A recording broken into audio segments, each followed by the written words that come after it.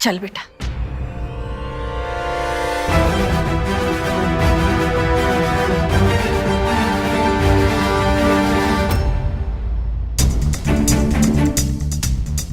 साक्षी, ये क्या कर रही हो? पैकिंग क्यों कर रही हो? कहाँ जा रही हो? सोलो ट्रिप पर, मुझे नहीं रहना यहाँ पर। साक्षी, तुम कहीं नहीं जा रही हो। मैं जा रही हूँ डैड। मैं यहाँ पर एक लूजर की तरह उस बिट्टी को अक्षत का होते हुए नहीं देख सकती। साक्षी, ऐसा कुछ नहीं होगा, मैं हूं ना। ये डायलॉग मैं कितनी बार सुन चुकी हूँ डैड, आपसे कुछ नहीं हो पाया अभी तक। वो बिट्टी जब तक अक्षत के सामने रहेगी ना वो उसे भूलेगा और ना ही वो उसे छोड़ेगा। सो लेट मी गो। साक्षी, ओके फाइन, बैठो। Dad please please. Sakshi, madam मुझे एक दिन का टाइम और दे दो, मैं उस बिट्टी नाम की प्रॉब्लम को तुम्हारी जिंदगी से हमेशा के लिए दूर कर दूंगा। और अगर मैं ऐसा नहीं कर पाया, तुमको जहां जाना है चली जाना, मैं तुमको नहीं रोकूंगा। भाई साहब, साक्षी, मेरी और अक्षत की बातों से शायद लग रहा हो कि मैं इस शादी से खुश नहीं हूं, लेकिन ऐसा नहीं है। गलत फहमी के लिए मैं माफी मांगती हूँ। नहीं भाभी, माफी तो मुझे मांगनी चाहिए, मैं ही गुस्से में कुछ ज्यादा ही बोल गया था। माफ कर दीजिए मुझे। मैं वादा करती हूँ, ऋचा और यश की शादी के बाद सबसे पहले मुहूर्त में मैं साक्षी और अक्षत की शादी करवाऊंगी। साक्षी बेटा, इतने साल अपनी बीएम पे भरोसा किया है ना, तो कुछ टाइम और कर ले प्लीज।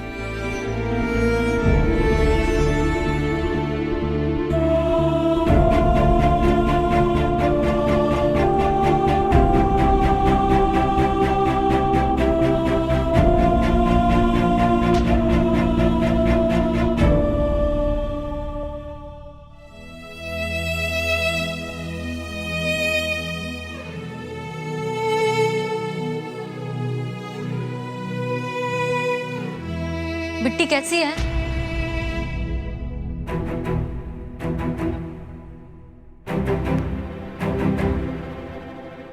ओह, तो तुम्हें हमारे मौन व्रत वाले झूठ के बारे में पता चल गया। अक्षत से बोले उस झूठ की वजह से अभी तक नाराज है।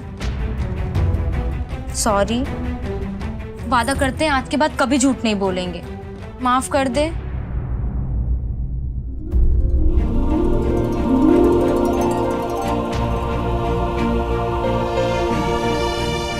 अच्छा एक बात बता, उस झूठ के बाद तुम्हारे और अक्षत के बीच कोई परेशानी तो नहीं आई ना?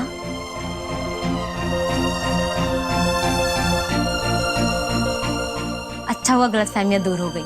हमें पता था अक्षत है ही इतना समझदार, वो समझ जाएगा।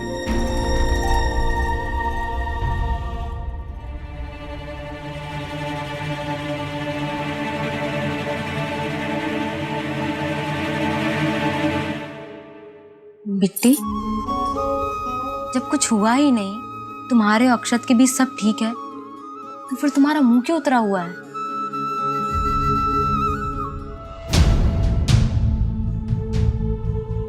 मेरी और साक्षी की शादी तय हो गई है। सच बोलूं तो साक्षी वो लड़की है ही नहीं जिसके साथ मैं अपनी पूरी जिंदगी गुजार सकूं। क्या? अक्षत और उस नकचड़ी साक्षी की शादी तय हो गई?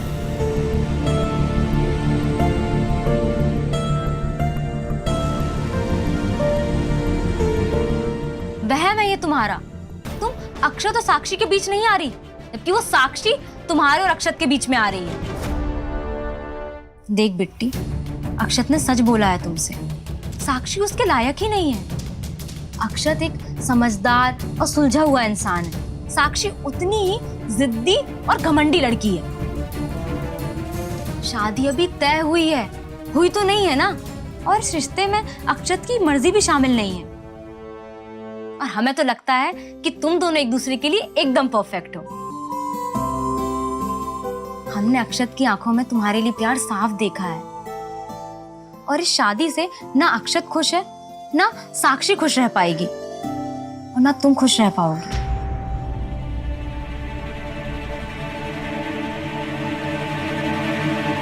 कर लो जिद, मत मानो हमारी बात, हो जाने दो उन दोनों की शादी।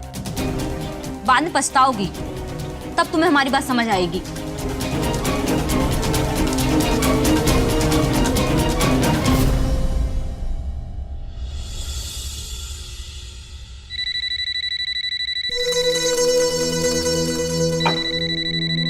हेलो राजू, बिट्टी को बोलो कि हमारे कैबिन में कॉफी लेकर आएगी। सर, हम लेके आ जाते हैं ना आपके लिए कॉफी। जितना बोला जाए उतना ही करो। Okay sir. Bitti, Pratap sir ने तुम्हें कॉफी लेकर आने के लिए कहा है। पता नहीं, मैं भी हैरान हूं, तुम्हें काहे बुला लिया? हमेशा तो हम ही लेकर जाते हैं कॉफी।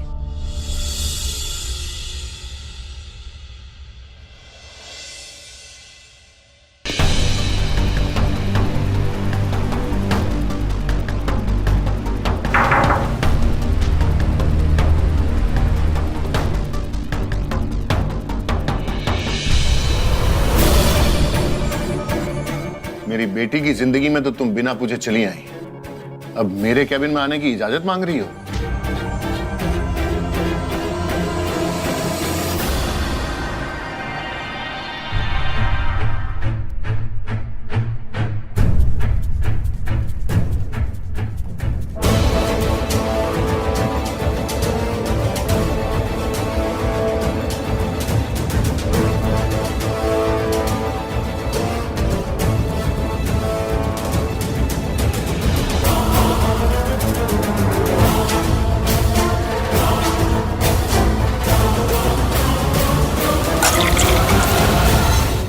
ये क्या किया तुमने?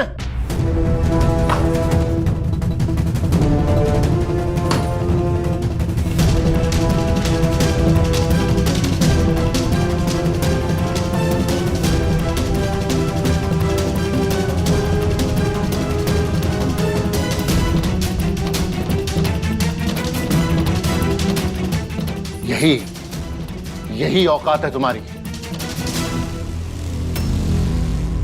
हमारी सेवा करना और हमारी जूठन उठाना।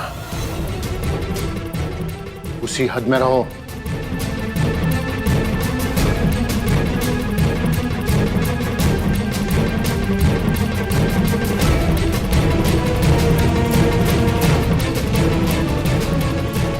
अक्षत को फंसाकर जो तुम मेरे घर में आने का सपना देख रही हो ना, भूल जाओ। अच्छे से जानता हूं कि यह सारा प्लान उस सुरेंद्र का है। खुद से तो वो मेरे से ज्यादा पैसे हड़प नहीं पाया, अब वो नीच और लालची इंसान तुम्हारे जरिए मेरी प्रॉपर्टी हड़पना चाहता है।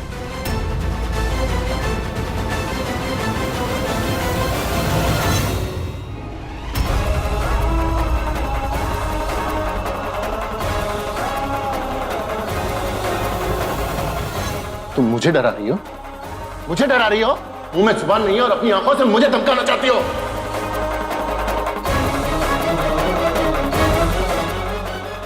क्या कहा तुमने? तुम लोग गरीब हो लेकिन ईमानदार हो। यू नो व्हाट बिट्टी, तुम्हारे जैसे बदतमीज और घटिया लोगों से बात करके मैं अपना स्टैंडर्ड नहीं गिरा सकता। तुम ये सब पैसों के लिए कर रही हो ना? पैसों के लिए तुम अक्षत के आसपास मंडरा रही हो? Just hold on.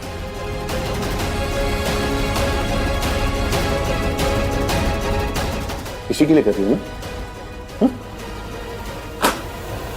उठाओ इनको और आज के बाद अक्षत के आसपास भी नजर मत आना। इस ऑफिस में नजर भी आई ना बिट्टी तो मुझसे बुरा कोई नहीं होगा।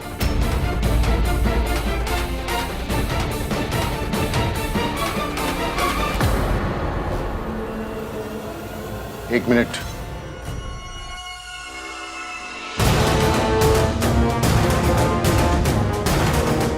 अगर ये बात अक्षत को बताने की कोशिश भी की ना तो मैं एक बार सुरेंद्र को जेल भेज चुका हूं और आगे भी बहुत कुछ कर सकता हूं।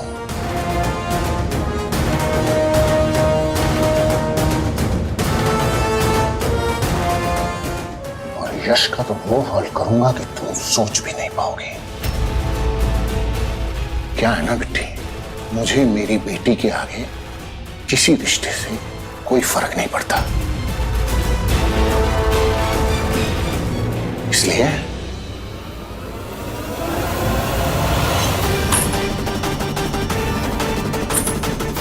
ये पैसे लो और दफा हो जाओ यहां से।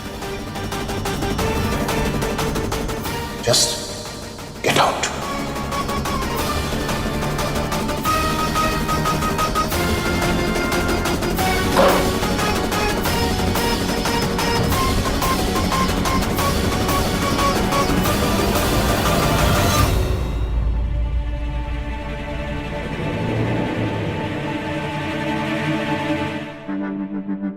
साक्षी, बेटा मैंने तुम्हारा काम कर दिया। मैंने बिट्टी को तुम्हारी जिंदगी से बहुत दूर भेज दिया। Really dad, thank you so much. तो डैड, अगर अक्षत ने उससे मिलने की कोशिश की या फिर उसने अक्षत को कुछ बता दिया तो? वो ऐसा कुछ नहीं करेगी साक्षी, क्योंकि मैंने उसको इतना डरा दिया है कि ना तो वो अक्षत से मिलेगी और ना कभी अक्षत को कुछ बताएगी। आई होप सो डैड, ऐसा ही हो। Thank you.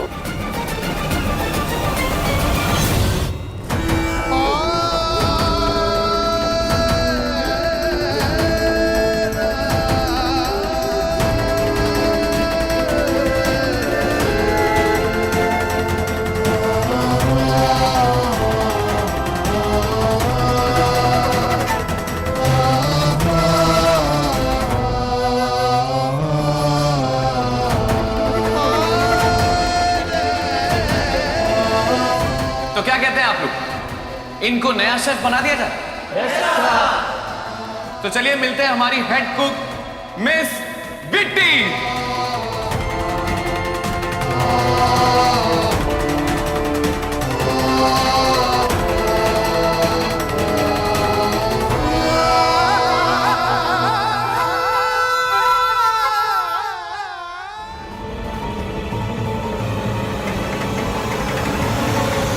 काम करके वो अपने पैरों पे खड़े होना चाहती है और अपने पापा की जिम्मेदारियों को बांटना चाहती है। तो मैं एक बार सुरेंद्र को जेल भेज चुका हूं और आगे भी बहुत कुछ कर सकता हूं, और यश का तो वो हाल करूंगा कि तुम सोच भी नहीं पाओगे।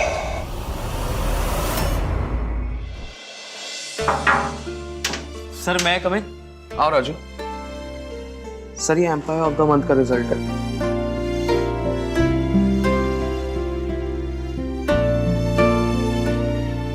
सर आपको एक बात बतानी थी। बोलो ना। सर प्रताप सर ने बिट्टी को नौकरी से ही निकाल दिया।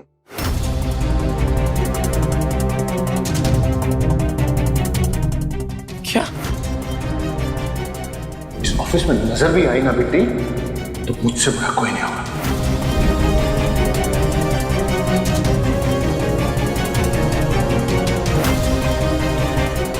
राजू एक काम करो, ऑफिस के सारे नॉमिनेटेड एम्प्लॉयज को अभी कॉन्फ्रेंस हॉल में बुलाओ, राइट नाउ। Okay sir.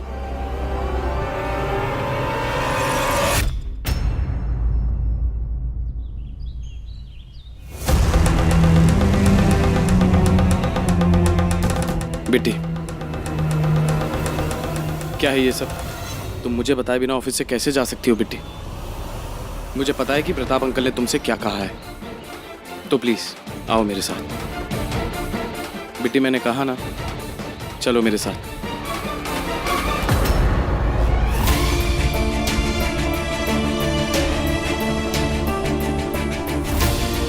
तुम दूसरी नौकरी क्यों ढूंढोगी? तुम यही काम करोगी इसी कंपनी में, ओके? चलो मेरे साथ। पर क्यों बिट्टी?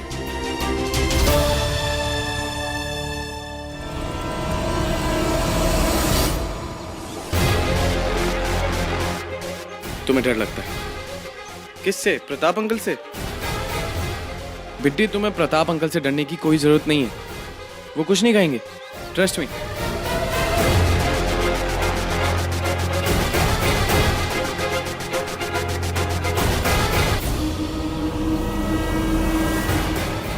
तुम खुद के लिए नहीं डर रही हो, सुरेंद्र जी और उनके परिवार के लिए डर रही हो।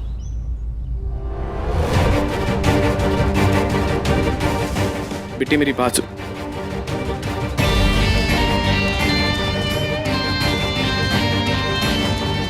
बेटी जब तक मैं हूं तुम्हें और सुरेंद्र जी की फैमिली को कुछ नहीं होगा, ये मेरा वादा है।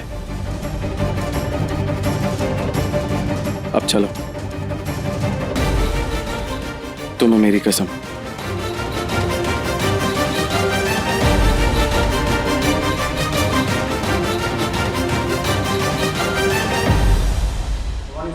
Good morning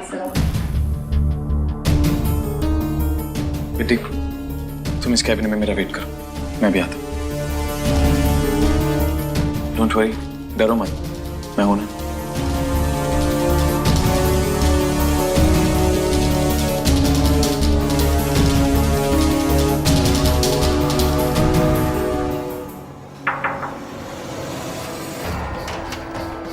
Can I come in, Mom? हाँ बेटा आओ। अच्छा वो अंकल, आप मुझे यहीं मिल गए। आप दोनों मेरे साथ कॉन्फ्रेंस हॉल में चलिए ना प्लीज। लेकिन अक्षत, मीटिंग तो 3 बजे है ना। आप दोनों चलिए ना, बताता हूँ, प्लीज आइए।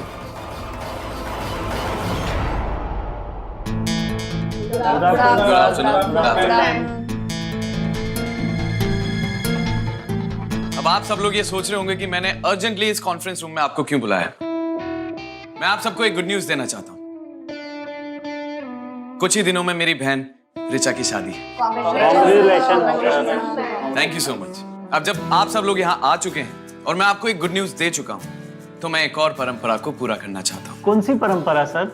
एम्प्लॉय ऑफ द मंथ जो आप लोगों ने चुना है। बट सर जनरली वो मंथ एंड में अनाउंस होता है, राइट? करेक्ट, लेकिन इस बार मंथ एंड में हम लोग मेरी बहन की शादी में थोड़ा बिजी होने वाले, इसलिए मैं चाहता हूँ कि रिजल्ट्स आज ही अनाउंस कर दो। राजू, एनुअल दो। Thank you. इसमें जिसका नाम है उसको ऑफिस के सभी लोगों ने कलेक्टिवली वोट्स देकर सेलेक्ट किया है। And I am really happy कि हर बार की तरह इस बार भी एक डिजर्विंग कैंडिडेट को यह अवार्ड जा रहा है। प्रताप अंकल, यह अवार्ड जिसको जा रहा है, जब आप उसका नाम सुनेंगे तो बहुत खुश हो जाएंगे। जल्दी बताओ कौन है वो लकी एम्प्लॉय? जी मॉम, ये ट्रॉफी आप उसे दे दीजिएगा, मैं उसे लेकर आता हूँ। Excuse me.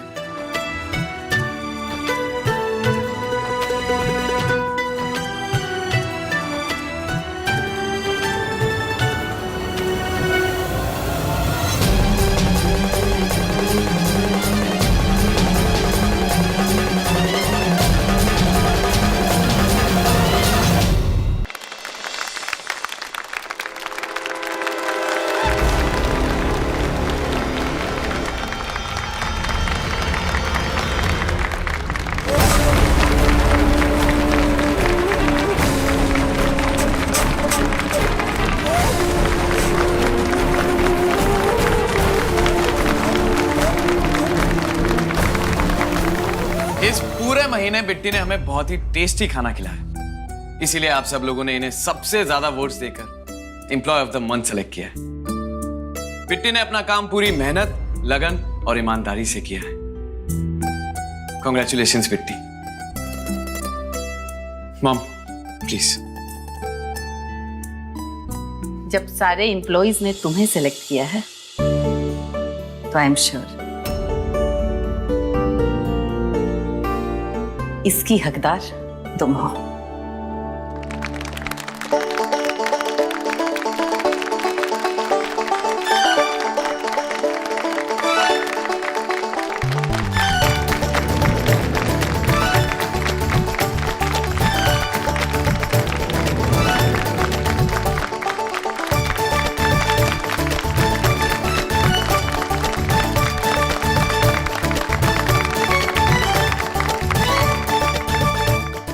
अब आप सब लोग अपने काम पे वापस जा सकते हैं। Thank you so much. Thank you sir. Congratulations बेटी।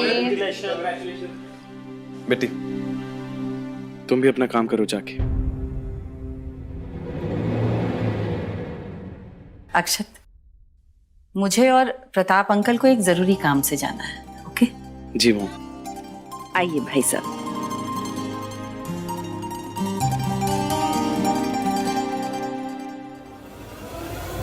तुमने ये ठीक नहीं किया अक्षत। और आप जो कर रहे हैं वो ठीक कर रहे हैं। अंकल, आपकी प्रॉब्लम क्या है बिट्टी से? क्यों उसके पीछे पड़े आप? क्योंकि वो उस नीच और घटिया सुरेंद्र के घर में रहती है। उसने मेरी बेटी की खुशियों के बीच में आने की कोशिश की अक्षत, और जो मेरी बेटी की खुशियों के बीच में आने की कोशिश करेगा मैं उसे बर्बाद कर दूंगा। अंकल, आप अपनी बेटी की फिक्र की वजह से किसी और को बर्बाद नहीं कर सकते हैं, और ना मैं आपको करने दूंगा। अगर आज के बाद आपने बिट्टी को कुछ भी कहा तो मैं मॉम को सब कुछ बता दूंगा।